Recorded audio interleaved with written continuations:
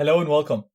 My name is Zaid. I'm an ethical hacker, a computer scientist, and I'll be your instructor in this course.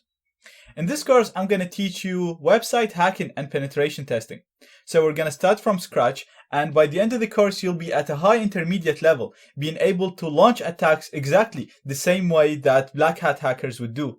Not only that, but you'll also learn how to secure web applications and prevent these attacks from happening. So this course is going to start from scratch. We're going to start with the basics on how to set up your lab, how to set up your computer for penetration testing. Once done with that, we're going to start talking about websites. So before we talk about hacking, we're going to talk about how websites work, how the requests are sent and received, so that we can exploit this and launch our attacks. Once we understand how websites work, we're going to move into our first section of penetration testing, which is going to be information gathering.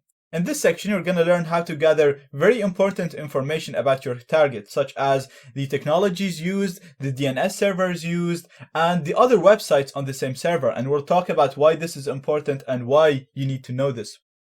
Once you understand how websites work, we're going to move into our main penetration testing sections, where you're going to learn how to discover, exploit, and protect from a large number of vulnerabilities. So the course is going to be highly practical without neglecting the theory part. We're going to first talk about why these vulnerabilities happen, how to discover them, how to exploit them, and gain full control over the service, over the website. And at the end, we're going to see how you can secure websites from these attacks and prevent them from happening. So if you're a programmer, you'll know what to avoid so that these vulnerabilities won't happen. Once done with this section, we're going to move into our post-exploitation, where you're going to learn what can you do with the access that you gained in the previous section. So you're going to learn how to upload, download files, navigate within the target web server, navigate from website to another, and even access the database of the target server. This is just an overview of the main sections. The course will contain even more cooler stuff.